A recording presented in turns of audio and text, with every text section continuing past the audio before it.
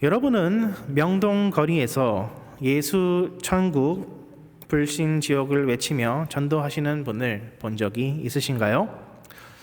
이분들만큼 기독교 안에서도 밖에서도 환영받지 못하는 분이 별로 없는 것 같습니다. 불신자들은 또 자연스럽게 뭔가 이분들을 이상하게 생각하며 거부감을 가질 수 있다고 하지만 기독교 내부에서도 전도를 할 거면 좀 더 세련되게 기독교를 잘 포장해서 사람들이 잘 받아들일 수 있게끔 해야지, 안 믿으면 지옥에 떨어질 거라고 하는 말은 오히려 불신자들이 교회로부터 더욱 멀어지도록 만드는 비효율적인 전략, 본래의 목적에 반대되는 전략이 아니냐며 사람들은 생각하고는 하지요. 그런데 오늘 본문에 나오는 예수님의 말씀을 살펴보면 명동 거리의 전도자들은 오히려 얌전한 것처럼 느껴지기도 합니다. 33절에 보시면은 뱀들아, 독사의 새끼들아, 너희가 어떻게 지옥의 판결을 피하겠느냐라고 되어 있죠. 예수님은 왜 바리새인들을 향하여서 이렇게 심한 말씀을 하시는 걸까요? 예수님은 화를 참지 못하여 바리새인들에게 분풀이를 하시는 것이 아니라 그들이 처한 현실을 돌아보게 하며 그들로 하여금 돌아오게 하려는 복음으로의 최후 통첩을 날리시고 계신 것입니다. 바리새인들은 예수님의 존재 및 예수님의 영향력에 대해서 굉장히 잘 파악하고 있었습니다. 그리고 그들은 예수님을 끌어내리기 위하여서 부단히 노력하고 있었습니다. 예수님이 유대 지역으로 들어오실 때마다 그들은 사람들을 보내어 예수님을 시험하게 하였고, 때가 차지 아니하였을 때는 예수님께서 그들과의 대결을 피하시며 이방인의 지역으로 겉돌아 다니셨습니다. 그러나 이제는 당당히 예루살렘으로 입성하셨고 바리새인들이 내는 시험 문제를 친히 답변하실 뿐만 아니라 역으로 바리새인들에게 스스로 시험 문제를 내심으로써 그들의 말문을 막히기도 하셨지요. 그런데 예수님께서는 단지 바리새인들과의 논쟁에서 이긴 것에 만족하지 아니하시고 한 발 더 나아가서 바리새인들이 받게 될 저주에 대해서 말씀하십니다. 그런데 이러한 저주의 말씀은 단지 두서없는 넋두리라기보다는 바리새인들에 대한 어떤 체계적이며 심지어 건설적이기까지 한 비판이라고 할 수 있을 것입니다. 예수님께서는 당신께서 보시기에 바리새인들이 누구인지, 그들의 가치관은 무엇인지, 그들의 결말은 무엇인지, 또한 그들이 살 수 있는 길은 무엇인지, 이 네 가지의 질문을 중심으로 바리새인들에 대한 비판을 풀어 가시는데 하나씩 따라서 살펴보도록 하겠습니다. 우선 예수님께서 보시기에 바리새인들은 누구입니까? 바리새인들은 BC 500년경부터 AD 70년 사이에 활동하였던 유대교의 종교 분파를 일컫는데요. 독특하게도 이들의 활동 시기가 스룹바벨의 제2성전이 있었던 시기와 꼭 겹칩니다. 스룹바벨의 제2성전 아래에서 이스라엘 백성들은 어느 정도의 종교의 자유는 되찾았지만 여전히 그들은 세계를 호령하는 열강들의 속국으로 살았어야만 했고, 그리하여서 그들의 목표는 올바른 신앙생활을 통하여서 이스라엘의 정치적인 독립을 이루는 것이었습니다. 그런데 AD 70년에 로마의 티투스 장군이 예루살렘을 함락시키고 제2성전을 파괴하였을 때에 단지 바리새인들 뿐만 아니라 유대인들의 위상 자체가 이전보다 더욱 폭락하게 되었고, 자연스럽게 신앙심을 통하여서 이스라엘을 정치적으로 회복하자고 하는 이러한 운동 혹은 목표 의식은 사라지게 되었고, 그리하여서 바리새인이라고 하는 종교 그룹 역시 역사의 뒤안길로 사라지게 됩니다. 이렇게 역사적으로 볼 때에 심지어 동정심까지 생기는 이 바리새인들은 그러나 예수님께로부터는 아주 맹렬한 폭격을 받습니다. 예수님께서 보시기에 이 바리새인들은 말만 번지르르 하고 실천을 하지 않는 사람들이었습니다. 다른 사람들에게는 무거운 짐을 지우되 자기들은 손가락 하나 까딱하지 않는다고 지적하십니다.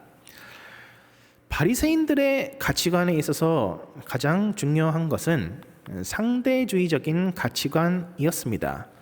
여기서 상대주의적이라고 제가 표현한 것은 하나님과 나 자신과의 절대적인 관계 안에서 보는 것이 아니라 나보다 잘난 사람이 몇 명 있는지 혹은 나보다 못나 보이는 사람이 몇 명 있는지를 파악하는 것을 중심으로 하는 가치관을 말하는 것입니다. 율법이라고 하는 것을 온전히 다 지키는 것은 너무나도 어려운 일이지만 적어도 내 뒤에는 몇 명이 있는지 셀 수 있다. 그리고 그것을 확인할 수만 있다면 우리는 안심할 수 있다라고 하는 논리인 것이죠. 그리하여서 바리새인들은 선생님이라고 불리는 것을 좋아했고 시장에 가서 사람들에게 문안 인사를 받는 것을 좋아했으며 상석에 앉아서 대접받는 것을 좋아했고 기도할 때에도 자기가 적어도 세리보다는 낫다라는 것을 주력적으로 호소하였습니다. 이러한 생활 방식은 어떻게 보면은 세상을 살아가면서 안전을 보장받을 수 있는 가장 확실한 방법 같아 보였습니다.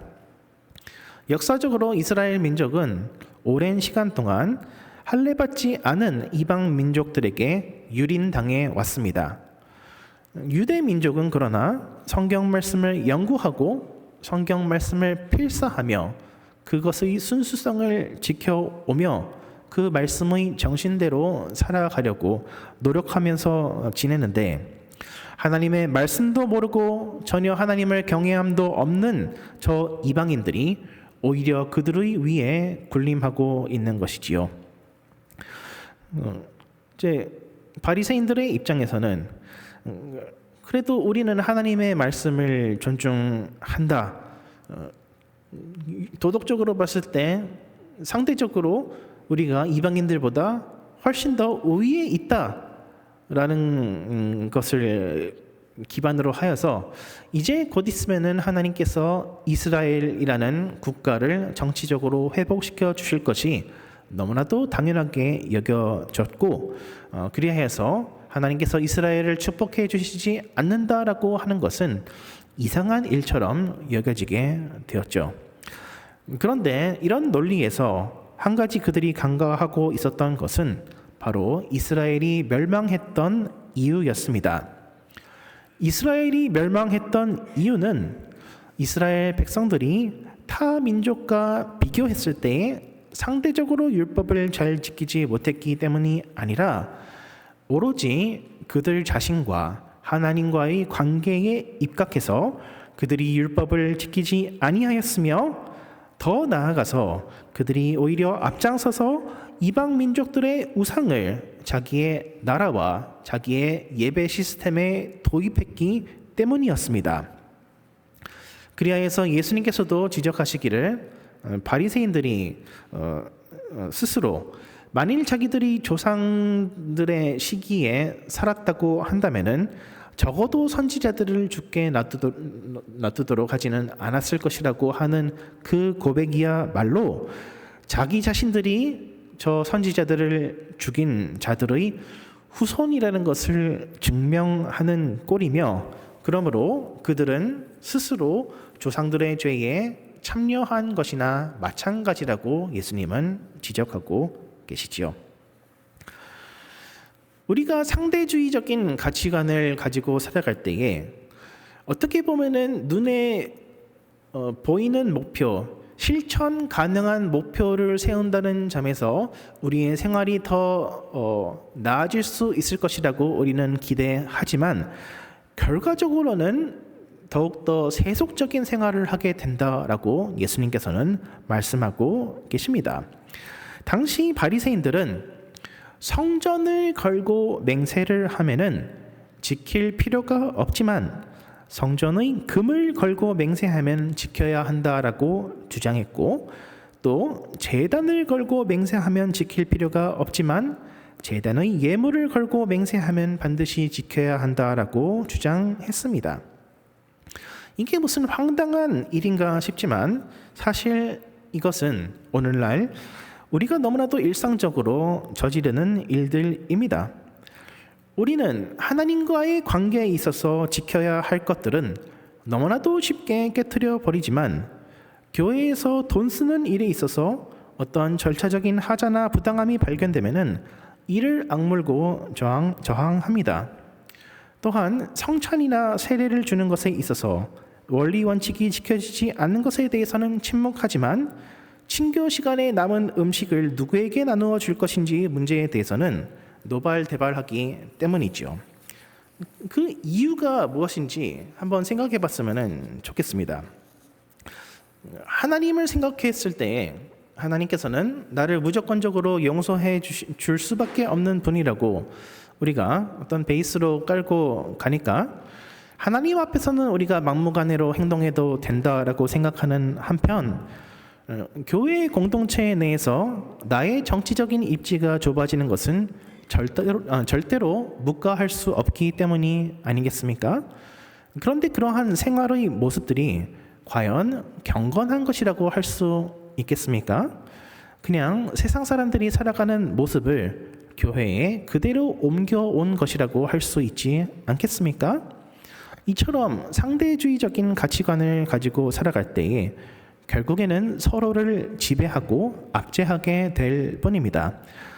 예수님께서는 바리새인들이 바다와 사막을 두루 다니며 교인을 얻으러 나서되 한 명의 개종자가 생기면 자기들보다 2배로 더 악독한 지옥의 자식을 만든다라고 지적하고 계십니다. 바리새인들에게 있어서 전도한다라고 하는 것은 불신자를 하나님께로 인도하는 것이 아니라 자기 자신들을 인정해주는 사람들을 찾아서 자기의 영향력을 확장하는 것이었기 때문입니다. 이때 선생의 역할은 제자에게 가스라이팅을 하는 것입니다. 자기는 율법을 잘 지키지도 못하면서 남들에게는 온 생명을 걸고 율법을 지켜야 된다라고 이야기합니다. 자기도 잘 하지 못하면서 다른 사람들에게는 너는 아직 수련이 부족하다라고 합니다. 그리하여서 조직의 하부 계층으로 가면 갈수록 율법 준수의 강도는 세워지게 되고 그리하여서 조직 전체가 율법의 지배와 통제를 통해서 움직이게 됩니다. 만일 이런 노력들이 제대로 이루어진다고 한다면은 그나마 다행이었겠지만 예수님께서 보시기에 이러한 노력들은 아무런 소용이 없는 것이었습니다. 왜냐하면은 바리새인들의 종교적인 활동을 예수님께서는 회칠한 무덤과도 같다라고 말씀하시기 때문입니다. 바리새인들의 목표는 그저 사람들에게 들키지 않을 정도로만 순종하자, 마음속에 이글거리는 죄된 마음은 그대로 두되 최대한 잘 포장하기만 하면 문제 될 것이 없을 것이라고 생각합니다. 그러나 사람들이 보기에만 괜찮은 신앙생활을 이루려고 하는 노력은 완전히 실패할 것이라고 예수님께서는 경고하십니다. 예수님께서 예언하시기를 결국에 메시아는 바로 바리새인들의 손에 죽임당하게 될 것이며 그 피에 대한 책임을 당시 세대의 사람들이 지게 되어서 결국에는 예루살렘 성전이 무너지게 될 것이라고 말씀하십니다. 바리새인들은 다른 사람들보다 조금만 더 율법을 잘 지키면은 예루살렘이 회복될 것이라고 기대했지만 그들은 오히려 목표에 전혀 도달하지 못하고 오히려 반대 결과에 이르게 되는 것입니다. 그런데 예루살렘의 이러한 육신적인 멸망은 오히려 가벼운 심판이라 할 수 있으니 예수님께서는 속은 악독으로 가득 차 있는데 겉만 시장하려고 하는 바리새인들을 마지막에 기다리고 있는 것은 꺼지지 아니하는 지옥불뿐이라고 가차없이 선언하십니다. 여기서 우리는 예수님이 무슨 억하심정으로 바리새인들에게 그동안 당해왔던 억울함을 풀어 헤치는 것은 아닌가 의문을 가질 수도 있지만 자세히 살펴보면 그것이 아니라는 것을 알 수 있습니다. 왜냐하면 예수님께서는 놀라울 정도로 바로 이 바리새인들에게조차도 구원의 약속을 베풀어 주시기 때문입니다. 34절을 한번 살펴보시면요. 그러므로 내가 너희에게 선지자들과 지혜 있는 자들과 서기관들을 보내매라고 되어 있죠. 그래서 그들 중에서 더러는 죽이고 더러는 십자가에 못 박고 더러는 박해하리라라고 되어 있죠. 서기관들을 보내매라고 하는 이 단어가 이제 그 시제가 어떻게 된 이게 현재 일을 설명하는 건지 아니면 과거의 일을 설명하는 것인지 우리말 번역에는 이게 분명하지는 않죠. 그런데 예수님께서 서기관들을 보내는 때, 그러니까 바리새인들에게 박해를 당하는 서기관들을 예수님께서 보내시는 때가 언제냐라고 했을 때, 그 마지막에 보시면 박해하리라라고 하는 게 미래 시제로 되어 있죠. 그러니까 과거에 보냈었다, 혹은 지금도 그러한 서기관들이 있다, 라는 의미도 될 수 있겠지만 미래에 예수님을 믿는 신실한 서기관들을 바리새인들에게 보낼 것인데 너네가 그들을 박해할 것이다 라고 얘기하고 있습니다. 근데 여기서 중요한 포인트가 무엇이냐라고 했을 때, 서기관들이 누구냐라고 했을 때 그들이야말로 바리새인 중에서 찐 바리새인들이라는 말입니다. 서기관이라고 하는 것은 율법을 필사하고 또 율법을 잘 보관하며 그뿐만 아니라 율법을 잘 해석하고 그거에 대해서 이해하고 그 율법을 가르치는 그러한 종교의 어떠한 공식 직책을 말하는 것이고, 바리새인이라고 하면은 율법 준수를 통해서 이스라엘을 회복하고자 하는 그 영적인 운동에 참여하는 사람들을 가리키는 것이니, 대부분의 서기관들은 바리새인이었는데 바리새인들의 집단이 더욱더 서기관보다 더 많겠죠. 공식 직책을 가지고 있는 사람보다 종교 운동에 참여한 사람이 더 많을 테니까요. 근데 어쨌든 바리새인들 중에서도 예수님을 믿는 사람들이 나타날 것이고, 심지어 바리새인들의 손에 죽임 당하는 바리새인들도 나오게 될 것이라는 것을 얘기하고 계신 것을 볼 때에, 예수님께서는 단지 바리새인들이라는 집단 자체에 어떠한 억하심정을 가지고서 너네가 나를 인정하지 아니하였으니 나도 너희를 인정하지 않겠다라고 하시는 것이 아니라,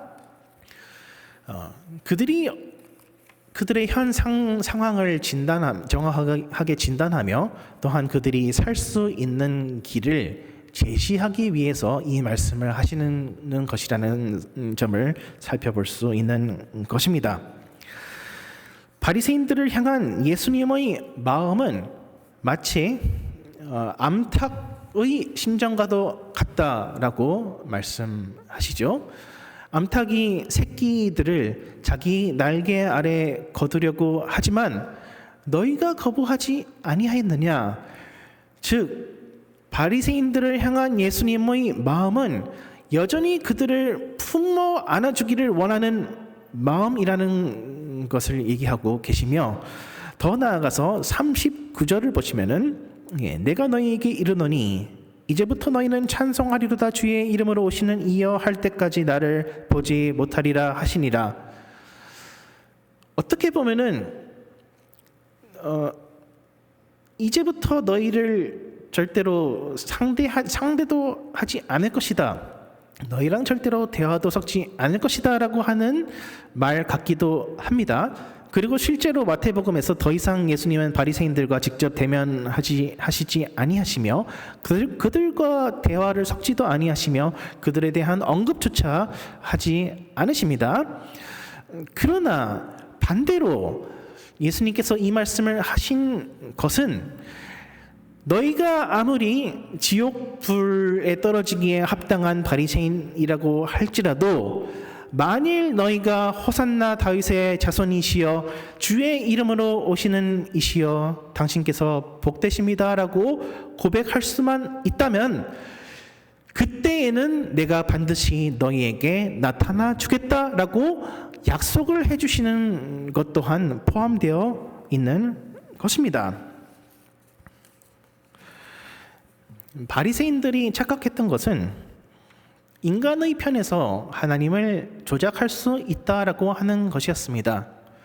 내가 조금만 더 다른 옆 사람보다 조금만 더 잘 순종하면은 하나님께서 나를 조금 더 사랑하시도록 내가 강제할 수 있다라고 그들은 생각했던 것입니다.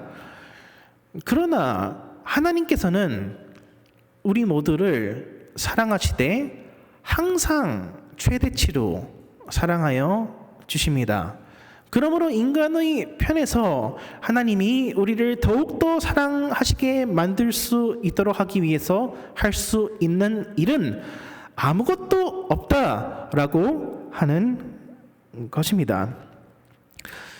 예수님께서는 그리하여서 왜 굳이 그렇게 선생이 되려고 하느냐? 선생이 되려고 하지 말아라. 선생이라고 불리려고도 하지 말아라 라고 말씀하시는데, 그 이유는 우리의 선생님은 오직 메시아이신 그리스도 한 분밖에 없다라고 말씀하시며, 너희는 굳이 사람들에게 아버지라고 불림받으려고 노력하지 말아라 라고 하시는 이유는 우리 모두는 다 동일한 형제이되 우리의 아버지는 오로지 한 분 성부 하나님밖에 없다라고 말씀하신 것입니다.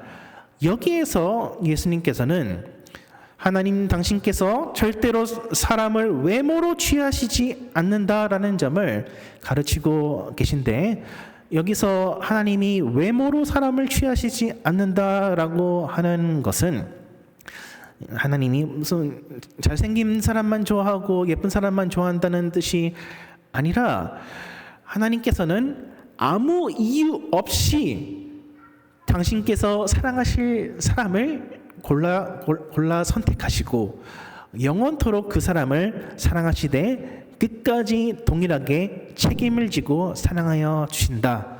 인간의 편에서는 아무 공로가 없다라는 것을 말씀하고 계신 것입니다.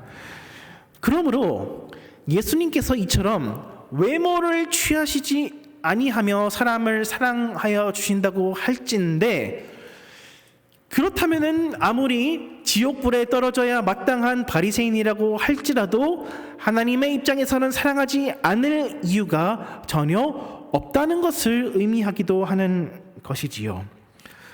그렇기 때문에 예수님을 죽인 바리새인들 중에서도 순교자들이 나올 수가 있으며, 지옥불에 떨어져야 마땅한 사람들조차도 건짐받을 수 있게 되는 것입니다.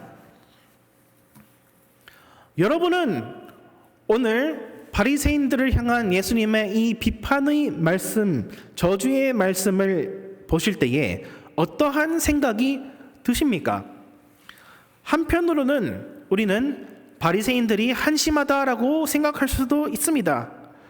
뭐 그렇게 사람들한테 인정받으려고 집착하는지, 참 자존감이 너무 낮고 애정결핍으로 인하여서 건강하지 못한 자아상을 갖고 있다라고 생각이 들 수도 있습니다.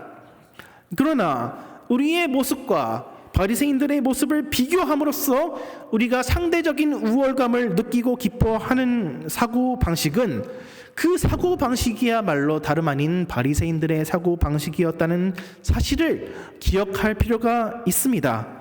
나의 위치를 사람들과의 비교를 통해서 정하려고 한다는 점에서 다를 바가 하나도 없는 것입니다. 그러나 또 다른 한편으로는 예수님께서 바리새인들을 향한 비판과 저주의 말씀을 우리가 접할 때에 우리 마음속의 정곡을 찔렸다라고 느낄 수도 있을 것입니다. 사람들에게 칭찬받기 좋아하는 것은 바로 나 자신이며, 다른 사람들보다는 내가 좀 더 상대적으로 의롭다는 점에 안도감을 느끼는 것 또한 우리 자신입니다. 멸시와 천대를 받기보다는 대접받고 존귀히 여김받기를 원하며, 공동체 내에서 나의 의견이 묵살되는 것보다 영향력 있게 관찰되는 것을 원하는 것 또한 우리 자신입니다. 그리고 공동체 내에서 나의 사회적인 위치를 인정받을 때에 우리 안에서는 도파민이 분출되어서 기뻐하는 것 또한 우리 자신의 모습이며, 그러지 못할 때에 좌절감에 빠지는 것 또한 우리 자신의 모습입니다.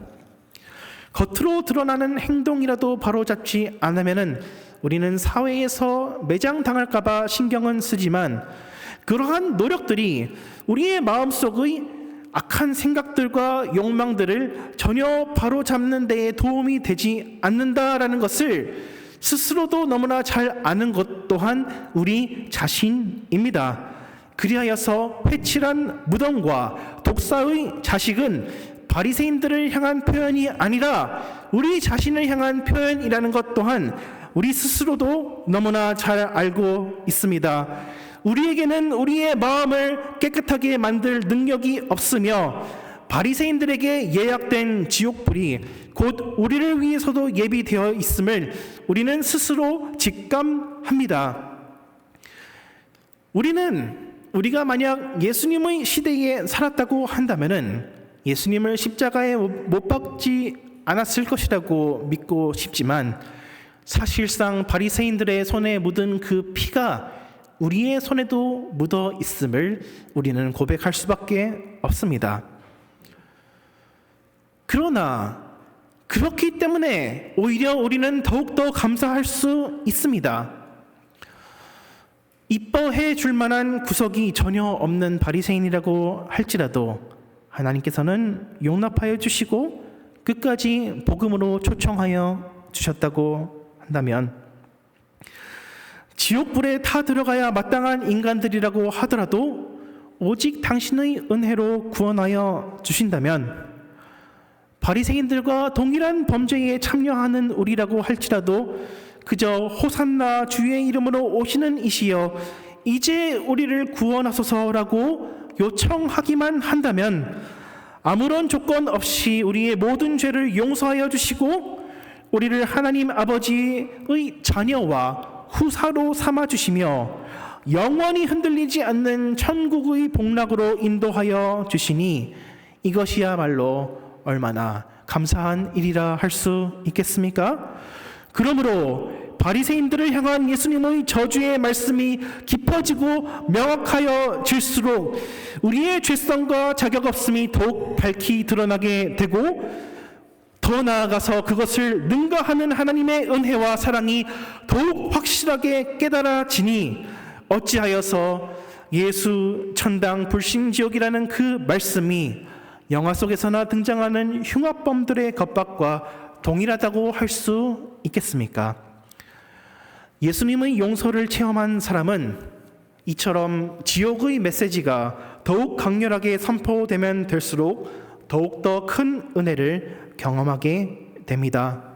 나는 바리새인과 다름없는 자였고 독사의 자식으로서 지옥에 갔어야 마땅한 자였지만 아무 이유도 아무 조건도 없이 예수님께서는 나의 모든 죄를 사하여 주시사 더 이상 세상 사람들처럼 서로를 비교하면서 살지 아니하고 오직 나를 위하여서 자기 자신을 버리신 예수 그리스도를 위해서 살아가도록 하는 복음 안에서의 이 생명과 자유와 평안과 기쁨을 허락하여 주심에 우리는 감사와 찬양을 올려드리게 되는 것입니다.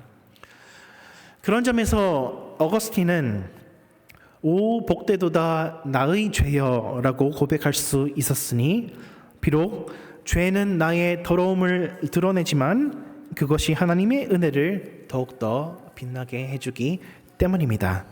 말씀을 맺겠습니다. 최근 넷플릭스의 요리 경연 프로그램 흑백 요리사에 나온 안성재 셰프는 국내에서 운영하는 레스토랑으로서는 최초로 미슐랭 3스타를 받았다고 합니다. 그만큼 그는 음식을 보는 기준이 높고 아주 정확합니다. 그러한 그는 참가자들에게 아주 점수를 짜게 주며 요리에 대한 평가를 굉장히 혹독하게 하는데, 이상하게 그러한 혹독한 평가를 받는 당사자들이 거기에 동의를 하고 그것을 보는 시청자들도 거기에 수긍을 합니다.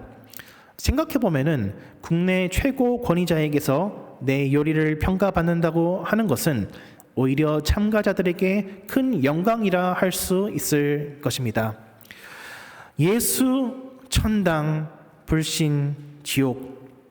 이것은 단지 대중들을 겁먹게 하여 교인들을 끌어모으려는 원시적인 선교 전략이 아닙니다. 이 말씀은 우리 모든 인간에게는 하늘에 계신 심판자가 있다는 것을 의미합니다.